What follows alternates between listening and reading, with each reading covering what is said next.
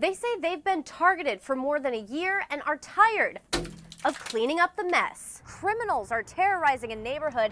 They are crawling into cars looking for stuff to steal, but they were the ones being watched. The thieves used a pillowcase from their own bed to carry the stolen stuff, dumping jewelry and electronics in it before running away. It's a tight squeeze between the seawall and these signs, but police say a drunk driver tried to fit, and tonight this sign's still broken. Amy uses Uber all the time to get around, but she is sick of getting left behind when some of the drivers find out about her service dog. This area is still a mess. The storm's so strong it ripped branches off trees and left the ground littered with debris.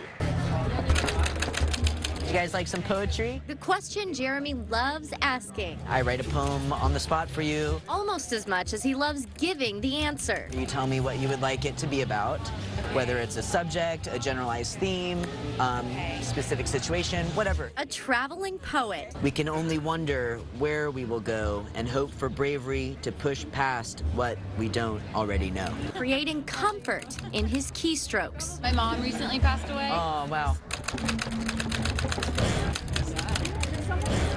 Take me to a place where the sun always shines, so I may venture outside to find what makes my soul thrive. Oh my word. You like make me cry. That's the best. It's a weird job where it's like if you make someone cry, it's like, you know that something good happened, I guess.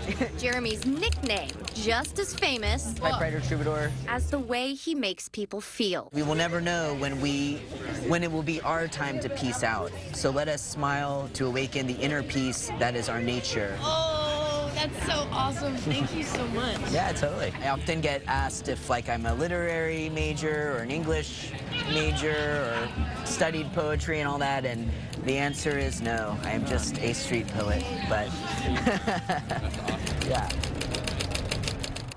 So Tim and I were actually out in Ocean Beach shooting another story when we met Jeremy, and we knew that we could not leave until we talked to him.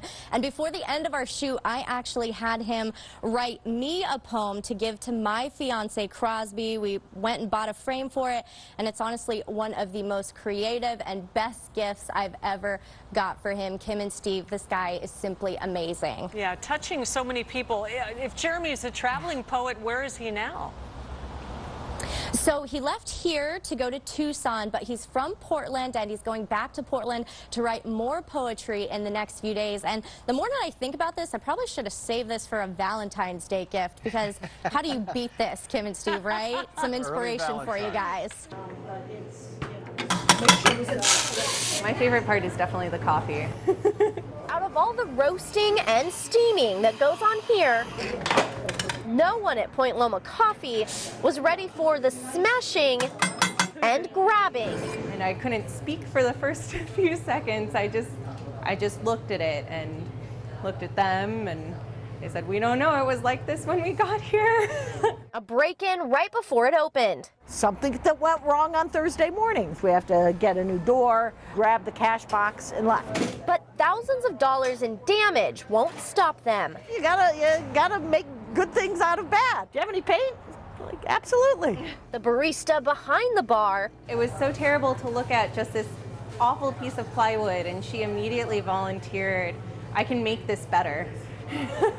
Also an artist. It's much nicer. It looks like it was on purpose. A purpose they hope can keep their community as strong as their coffee. It's turning into a good thing out of a bad thing. They also say some of their customers even help them clean up the shattered glass to get them back on track. They say they are going to keep this plywood when they get their door replaced. Yep. This is the bike that was stolen. Rob Greenfield never thought he'd see his bamboo bike again. So I didn't lock it because I was sitting 20 feet from it. But if there's one thing he's good at, it's doing things differently than anyone else. I wear shoes like the odd time or two a week. He tracked the thief down himself. Instead of turning him over to police, he pulled him in for a hug, forgave him, and took it back. I mean, it's one of a kind bamboo bike, but really what makes it special is that I've biked across the United States on it doing good deeds. Want to pass me one? And now, All right. it's time for more. So all these bikes were only $1,100 for 10. Knowing the feeling of having a bike stolen, I decided I wanted to give bikes to kids who have had their bike stolen and can't afford a new one. He's teaching these kids about compassion. So when I found Johnny, I gave him a hug because I believe that compassion can help each other. Helping kids like Salvador. Which one do you want? I want this one. A lesson in kindness. Good job. Can I get a hug? These kids Which one are you gonna get? will pass on. If they're sad, I'll let them ride my bike. I can crowd out the bad with lots of good. So one bike was stolen, so I can give away 10 bikes. And in that way, it just wipes that bad deed out. Bree Steffen, Awesome. 10 News. Awesome.